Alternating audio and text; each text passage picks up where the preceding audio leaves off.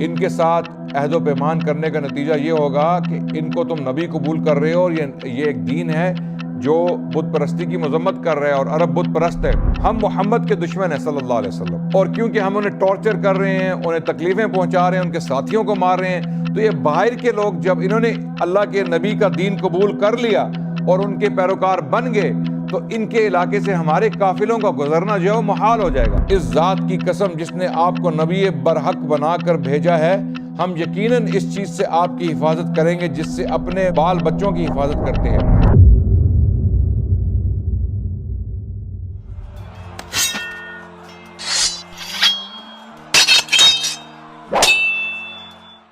بسم اللہ الرحمن الرحیم, الحمدللہ والصلاة والسلام علی رسول اللہ, اما بعد, اعوذ باللہ السمیع العلیم من الشیطان الرجیم, بسم اللہ الرحمن الرحیم, وما ارسلناک الا رحمۃ للعالمین.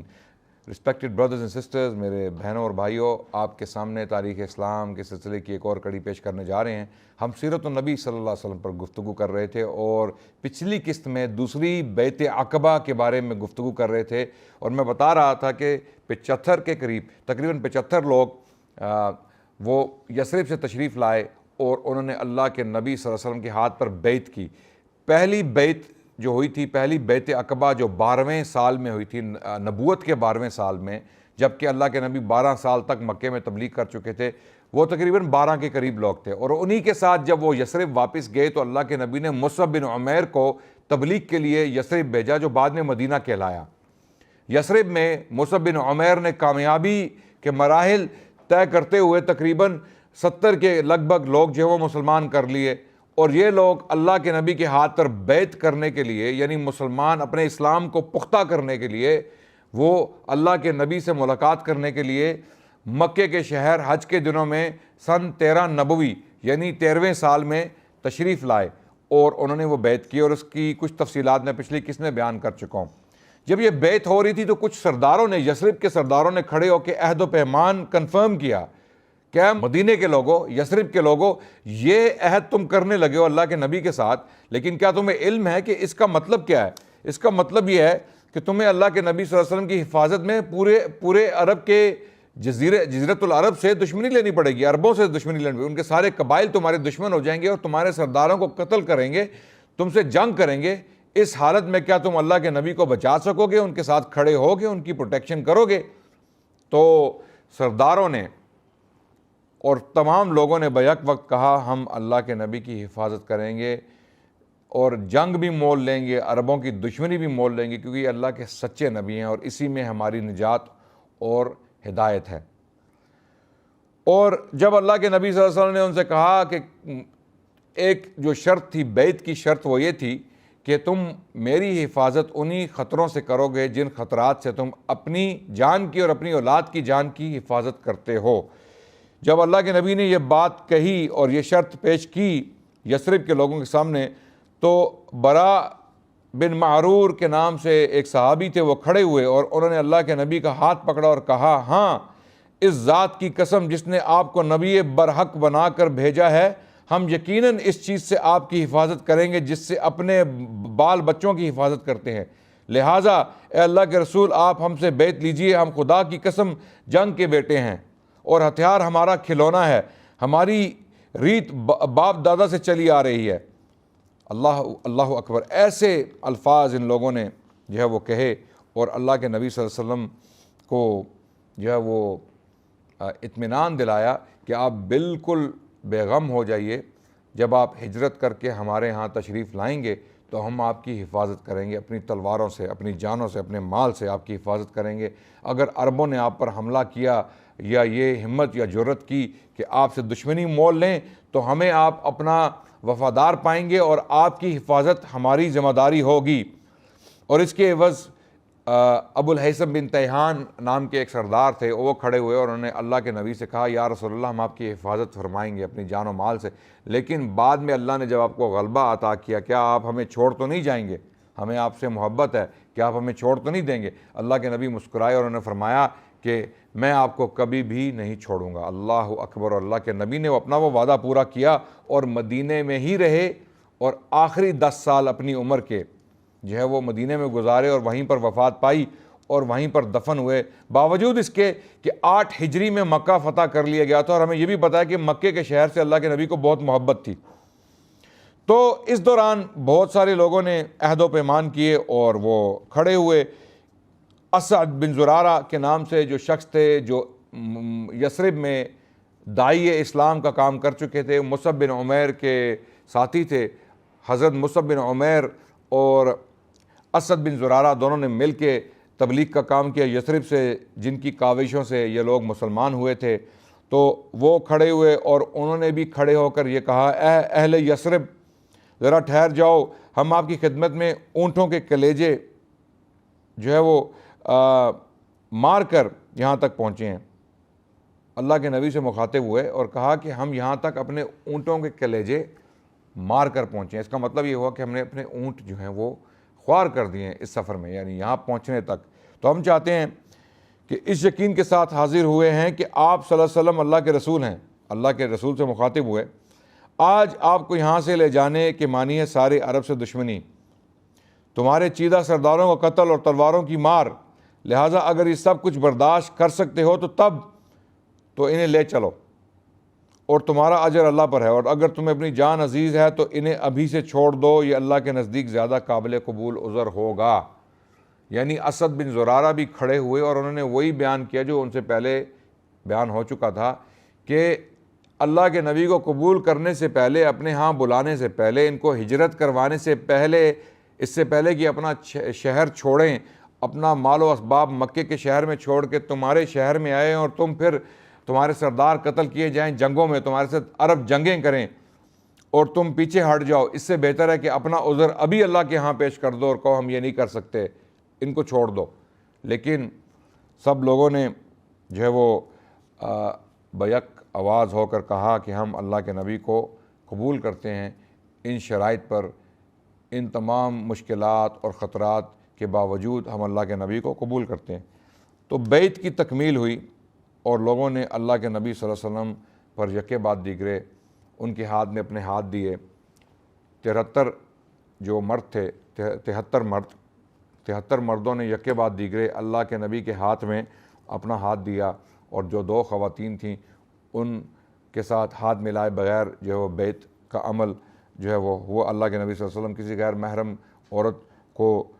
چھو نہیں سکتے تھے، تو ان کی بیعت جو ہے وہ زبانی لی گئی، اور باقی جو مرد تھے 73 مرد، ان کا ہاتھ اللہ کے نبی نے یکے بعد دیگرے اپنے ہاتھ میں لیا اور ان کی بیعت قبول کی۔ اور پھر اللہ کے نبی صلی اللہ علیہ وسلم نے ان میں 12 لوگ مقرر کیے، اور یہ 12 لوگ جو ہیں وہ ان کے نقبا یا لیڈرز مقرر کیے گئے اپنے چھوٹے چھوٹے قبائل جو تھے اوس اور خزرج میں، تاکہ یہ لوگ اپنے خاندانوں میں، اپنے قبائل میں جا کے اسلام کی تبلیغ کر سکیں۔ ان کو کہا گیا نقبا۔ اللہ کے نبی نے یعنی اپنے ایمبیسڈرز، آپ یہ کہہ لیں کہ اپنے جو سفیر مقرر کیے، جو اپنے قبائل میں واپس جائیں گے۔ قبائل سے مراد اپنے خاندانوں میں، اپنے چھوٹے قبیلے میں جا کے اسلام کی تبلیغ کریں گے۔ تو یہ 12 لوگ چنے گئے جن کو اس جو ہے ذمہ داری کے لیے چنا گیا۔ ایک اور شخص تھے عبادہ بن نضلہ کے نام سے، جو ایک صحابی تھے جنہوں نے اسلام قبول کیا۔ ابن اسحاق اس بارے میں وضاحت کرتے ہیں کہ عباس بن عبادہ بن نضلہ، عباس بن عبادہ کھڑے ہوئے اور انہوں نے کہا تم لوگ جانتے ہو کہ ان سے کس بات پر بیعت کر رہے ہو؟ اللہ کے نبی کی طرف اشارہ کیا۔ جی ہاں کی آواز پر حضرت عباس نے کہا تم ان سے سرخ و سیاہ لوگوں سے جنگ پر بیعت کر رہے ہو، یعنی یہ سوچ لو کہ تم لوگ بیعت کر رہے ہو اللہ کے نبی کے ہاتھ پر، لیکن بیعت جنگ پر ہو رہی ہے، تم جنگ کرو گے عربوں کے ساتھ، یہ یقیناً ہوگا۔ ان کے ساتھ عہد و پیمان کرنے کا نتیجہ یہ ہوگا کہ ان کو تم نبی قبول کر رہے ہو، اور یہ ایک دین ہے جو بت پرستی کی مذمت کر رہا ہے، اور عرب بت پرست ہے، اور بت پرستی کا نتیجہ یہ ہوگا عرب تمہارے دشمن ہو جائیں گے۔ تو اس وجہ سے آپ لوگ یہ سوچ لیجئے اس سے پہلے کہ آپ بیعت کریں، اگر تمہارا یہ خیال ہو کہ جب تمہارے اموال کا صفایا کر دیا جائے اور تمہارے اشراف قتل کر دیے جائیں گے تو تم ان کا ساتھ چھوڑ دو گے، تو ابھی سے چھوڑ دو، کیونکہ اگر تم نے انہیں لے جانے کے بعد چھوڑ دیا تو یہ دنیا اور آخرت کی رسوائی ہوگی، اور اگر تمہارا یہ خیال ہے کہ تم مال کی تباہی اور اشراف کے قتل کے باوجود وہ عہد نبھاؤ گے جس کی طرف تم نے انہیں بلایا ہے، تو پھر بے شک تم انہیں لے لو، کیونکہ یہ خدا کی قسم دنیا اور آخرت کی بھلائی ہے۔ تو اسی طرح اسد بن زرارہ اور عباس بن عبادہ اور دوسرے لوگوں نے کھڑے ہو کے اس قسم کی تقریریں کی۔ حضرت عباس نے بھی انہیں یہی آر دلائی کہ آپ اگر ان کو بعد میں چھوڑ دیں گے، حضرت عباس جو اللہ کے نبی کے چچا تھے، عباس بن عبادہ یثرب سے تشریف لائے تھے، اور حضرت عباس بن عبد المطلب اللہ کے نبی کے چچا تھے جو ان کے ساتھ موجود تھے، دونوں نے یہی گفتگو کی تقریباً۔ تو یہ 12 لوگ تھے جن کو چنا گیا نقیب کی حیثیت سے یا سفیر کی حیثیت سے، تاکہ وہ یثرب واپس جا کر اپنے قبائل میں اسلام کو پھیلائیں۔ وہ لوگ تھے اسد بن زرارہ جن کا ذکر آ چکا ہے، عبداللہ بن رواحہ جو بعد میں جنگ موتا میں شہید ہوئے، بہت جلیل القدر صحابی تھے، شاعر بھی تھے، یہ چنے گئے، برا بن معرور جن کا ذکر آ چکا ہے، اور عبادہ بن صامت جو پچھلے سال بھی تشریف لائے تھے اور انہوں نے ہی جو شرائط تھیں اپنی ایک حدیث میں بیان کی، سعد بن ربیع، رافع بن مالک، عبداللہ بن عمر بن حرام، سعد بن عبادہ، منذر بن عمر، یہ لوگ تھے خزرج سے۔ یہ 9 لوگ، ان کا تعلق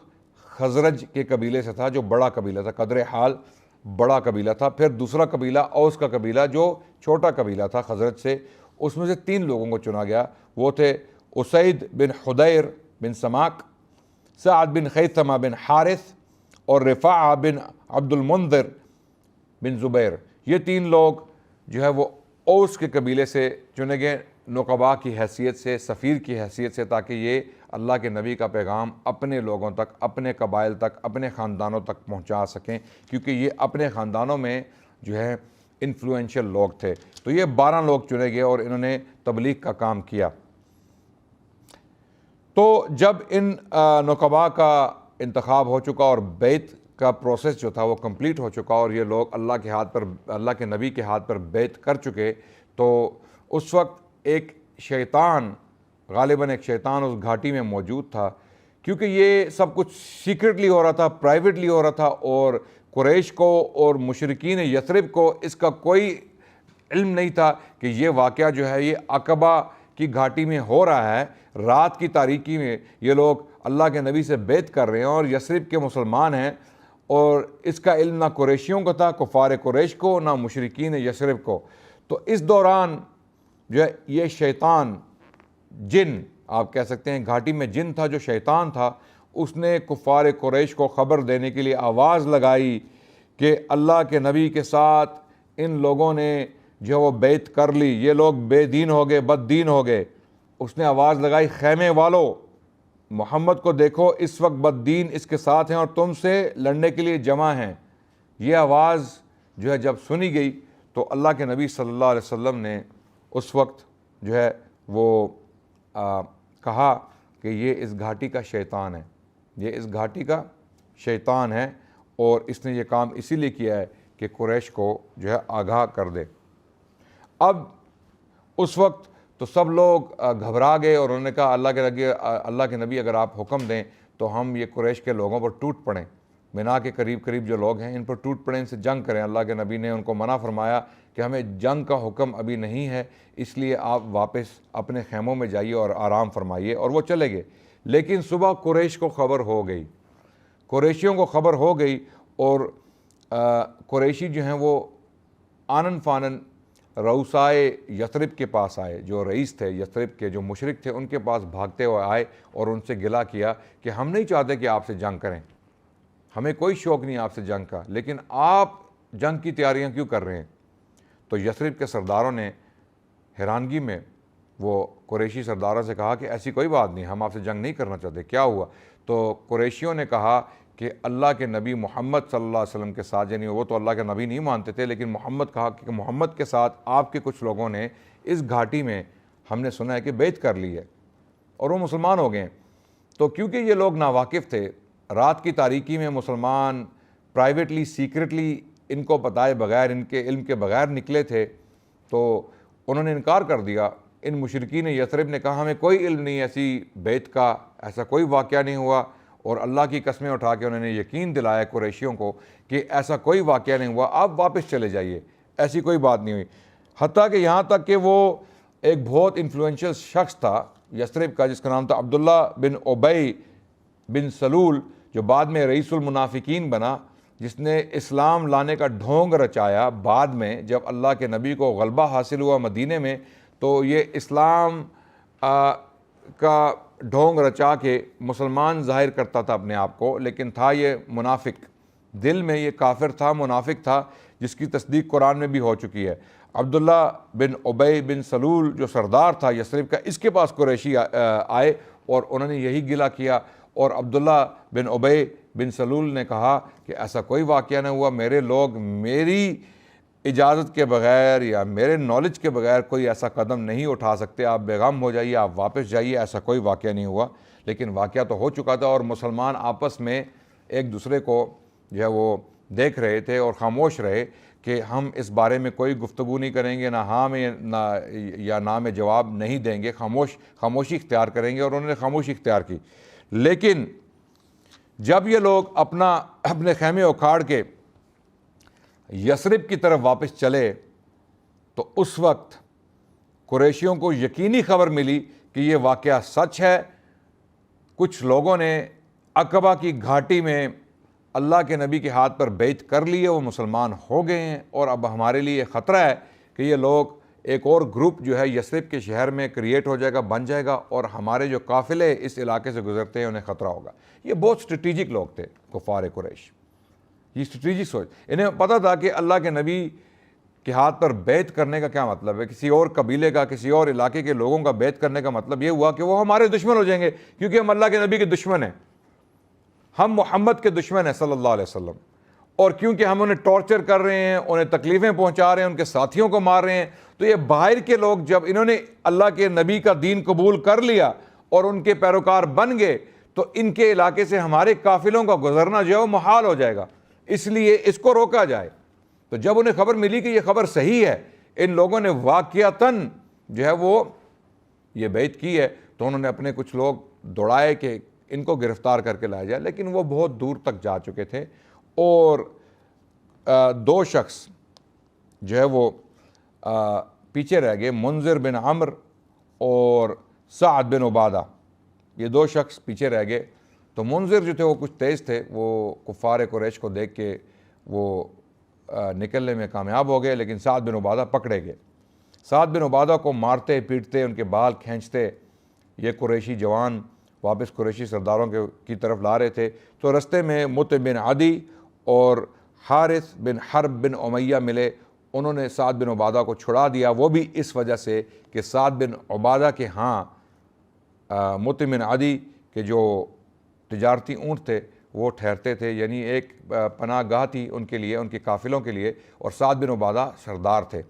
یثرب کے سردار تھے، بہت انفلوئنشل انسان تھے۔ تو جب مطع بن عدی اور حارث بن حرب بن امیہ نے یہ ماجرا دیکھا تو انہوں نے سعد بن عبادہ کو چھڑا دیا، اور اسی اثناء میں جب یثرب کے لوگوں کو پتہ چلا، مسلمانوں کو پتہ چلا کہ ہمارا ایک بھائی پکڑا گیا ہے اور وہ قریش کی کسٹڈی میں، تو ان کو چھڑانے کے لیے کچھ اقدام کرنے چاہیے، یا دھاوا بولا جائے یا حملہ کیا جائے۔ تو اسی دوران اسی کشمکش میں سعد بن عبادہ کو آتے ہوئے دیکھا گیا کہ وہ آزادی حاصل کر کے آ چکے ہیں، تو یثرب کے مسلمان واپس موڑے اور یثرب کے شہر چلے گئے۔ اور اسی دوران اللہ کے نبی صلی اللہ علیہ وسلم کے کچھ صحابی جو ہیں وہ ہجرت کے لیے تیار ہو گئے، یثرب کی طرف ہجرت شروع کر دی۔ اس واقعے کے اگلے 2 ماہ تک بہت سارے لوگ مکے سے نکل کر یثرب کی طرف چلے گئے، اور اس کی تفصیلات انشاءاللہ ہم اگلی قسطوں میں بیان کریں گے۔ مکی زندگی، اللہ کے نبی کی جو مکی زندگی جو 13 سال کی تھی نبوت کے بعد، تبلیغ کی زندگی، یعنی اللہ کے نبی 40 سال کی عمر میں ان کو نبوت ملی، اور 53 سال کی عمر تک اللہ کے نبی مکے میں تبلیغ کرتے رہے۔ مکی زندگی کا یہاں پر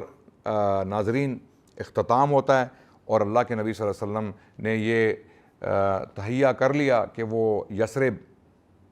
جو بعد میں مدینۃ النبی کہلایا، اور اس کو شارٹ کر کے مدینہ کہا گیا، المدینۃ المنورہ، اس شہر کا نام پڑا لیکن پہلا نام یثرب تھا، اللہ کے نبی نے تہیہ کر لیا کہ وہ یثرب جو ہے وہ ہجرت کریں گے، اور اوس اور خزرج کے جو مسلمان ہیں انہوں نے اللہ کے نبی کو پناہ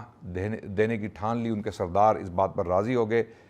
کہ وہ اللہ کے نبی کے لیے لڑیں گے، مریں گے، جنگ کریں گے، اگر کرنی پڑی ان کو بچانے کے لیے، ان کی پروٹیکشن کے لیے، کیونکہ وہ اچھے انسان ہیں اور صحیح نبی ہیں، اللہ کے سچے نبی ہیں، اس لیے وہ اللہ کے نبی کے لیے کچھ بھی کریں گے۔ تو اگلے 2 ماہ میں بہت سارے لوگ ہجرت کر کے یثرب پہنچ گئے، اور مکے کے شہر میں صرف اللہ کے نبی رسول اللہ صلی اللہ علیہ وسلم اور ابو بکر اور کچھ کمزور مسلمان رہ گئے۔ اور ہجرت کیسے ہوئی، کن حالات میں ہوئی، کن کن لوگوں نے کی، انہیں کیا مشکلات اٹھانی، یعنی کن مشکلات کا سامنا ہوا، ان سب